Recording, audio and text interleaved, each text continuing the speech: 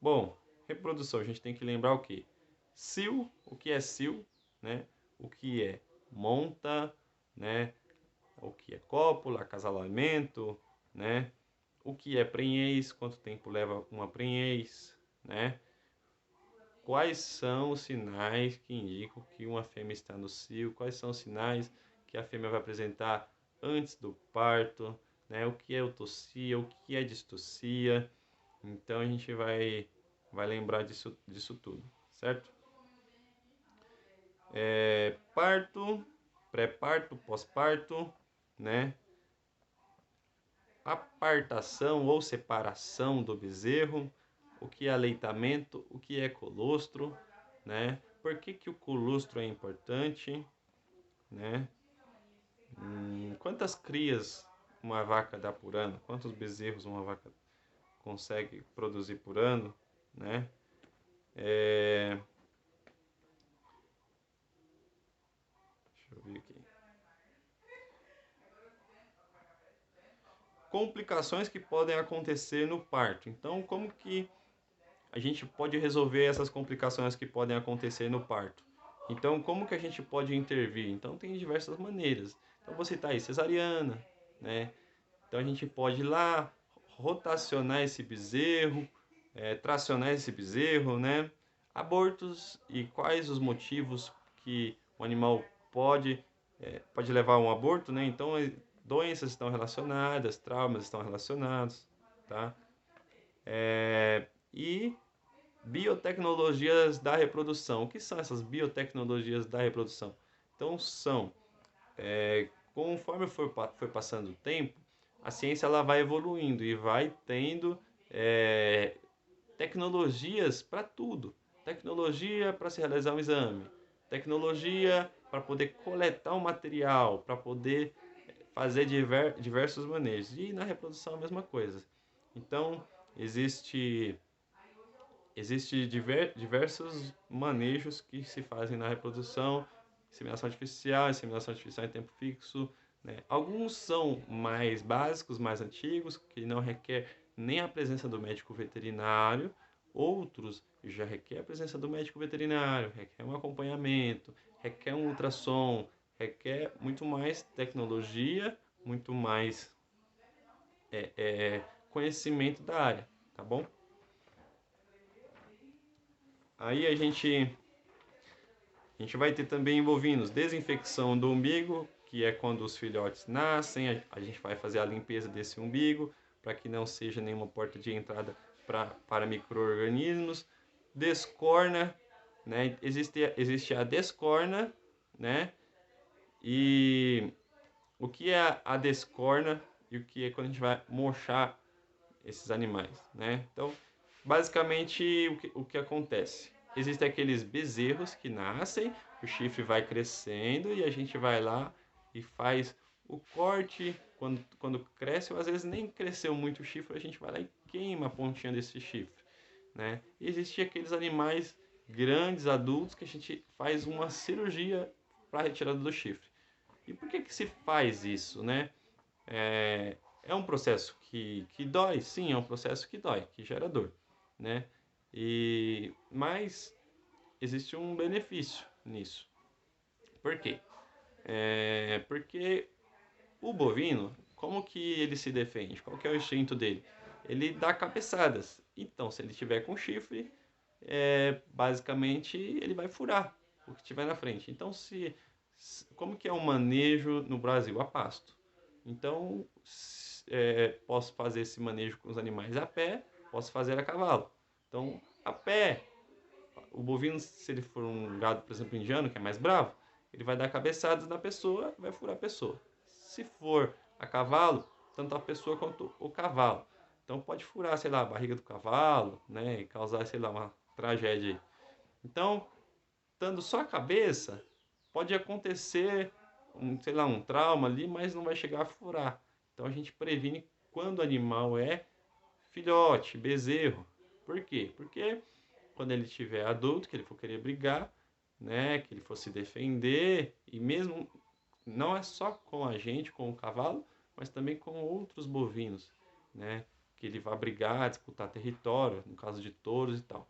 Então, é preferível fazer quando ele é pequeno, um processo mais rápido, que se faz até sem anestesia, só cauterizando e impede que o chifre cresça.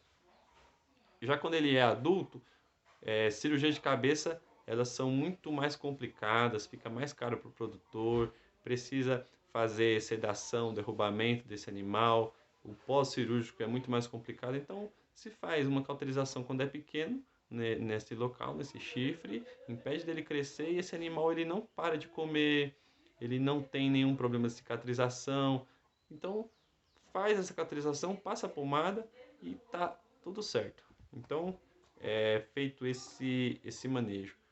Alguns locais não fazem e pode acontecer acidentes por causa do chifre, certo?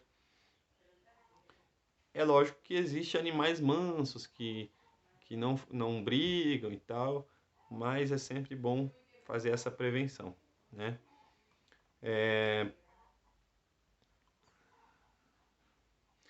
Existem algumas enfermidades que acometem os bezerros, então podem acontecer, por exemplo, em alguns locais as pessoas não fornecem o leite para aqueles bezerros que, sei lá, perderam a mãe e aí eles vão mamar, em vez de mamar de pescoço para cima, né, eles mamam abaixados num pote, numa vasilha, né, e aí não acontece o que a gente chama de goteira esofágica e o leite vai para o lugar errado, vamos dizer assim, para o estômago errado, que o bovino tem 4 estômagos, então ele vai para o lugar errado, né.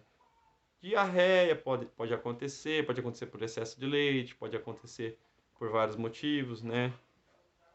Pneumonia por causa do frio, tristeza parasitária, né?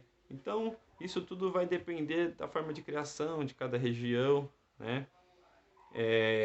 Ordenha, gente, pode ser manual ou mecânica, né? E o que, que vai interferir na qualidade do leite? A higiene, só isso, né? Nenhuma é melhor do que a outra. Apenas a higiene é importante aqui, né? Então, uma vaca com mastite, uma vaca que foi aplicado antibiótico, a gente não vai ficar usando esse leite. A gente vai tomar muitos cuidados aí, né? Higienização dos tetos, né? E sanidade dos animais, tá bom? Higienização do equipamento que se usa ali para fazer ordenha, né? A gente vai fazer a alimentação dos bovinos de que forma?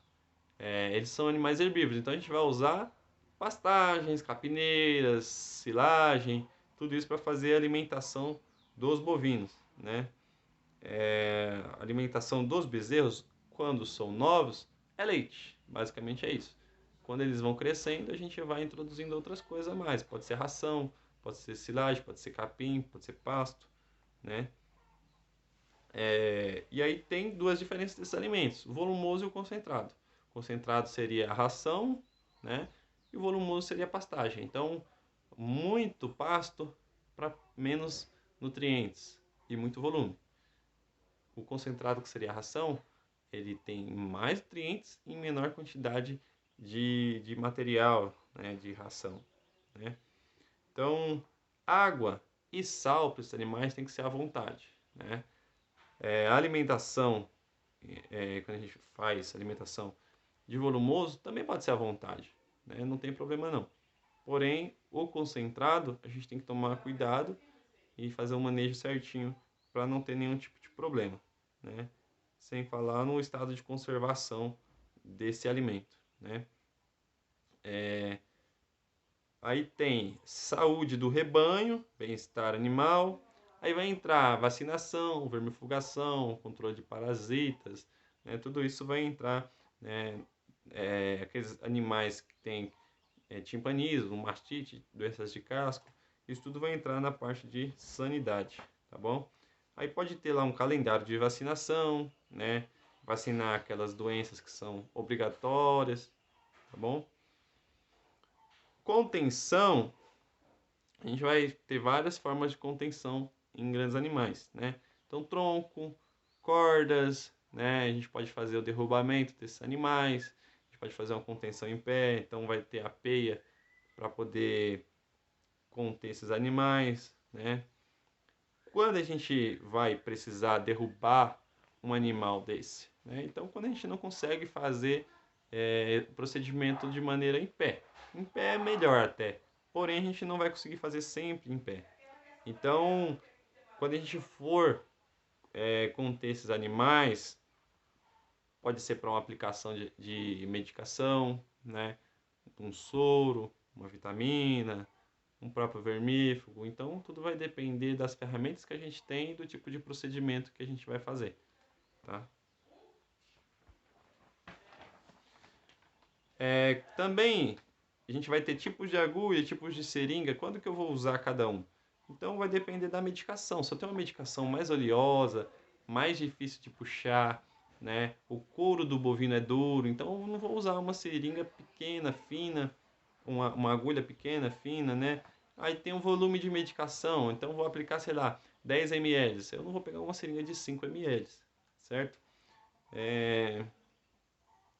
A fluidoterapia, que é a aplicação de soro, de fluido, né, que é líquido, um tratamento com líquido, com fluido, né, ela pode ser feita em pé, pode ser feito deitado, né, então tudo vai depender também das ferramentas que eu tenho, do tanto de soro que eu vou fazer, né.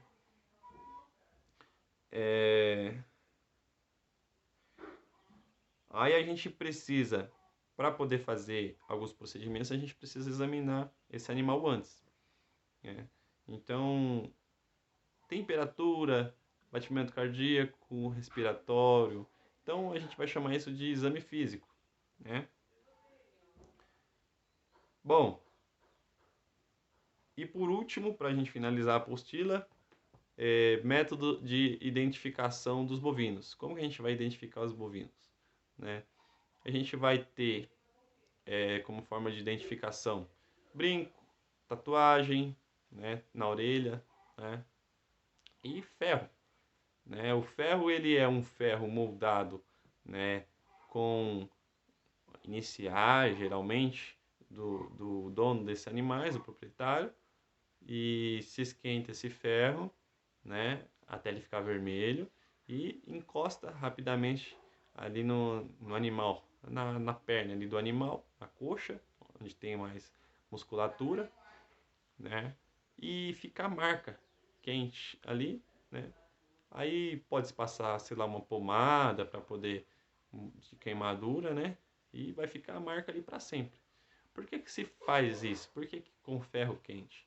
Porque em alguns locais existe, infelizmente, a prática de roubo de bovinos, né? O pessoal vai lá, furta, né? Então, se faz esse processo porque para poder identificar se esse animal fugir, se alguém roubar esse animal, então se faz essa prática, né? O brinco é fácil de tirar, tatuagem também o pessoal acaba arrumando um jeito de tirar, então essa é a prática, uma das práticas mais usadas até hoje para identificar os bovinos, tá? Então o rebanho bovino ele é um animal de produção, né? Diferente, por exemplo, dos pets, que são animais de companhia. Então, o animal de produção ele precisa produzir, o nome já diz, né? Então ele precisa produzir derivados ali, leite, carne, ovos, né? Então ele precisa produzir e precisa gerar renda, aumentar a produção ali do país, enfim. Então, se ele acaba dando prejuízo, aí não é interessante, certo? Então, hoje a gente terminou essa apostila de bovinos. Espero que não tenha ficado nenhuma dúvida, mas se ficou, é só entrar em contato comigo que eu tiro todas elas, tá bom? Então, tchau pessoal, até a próxima videoaula.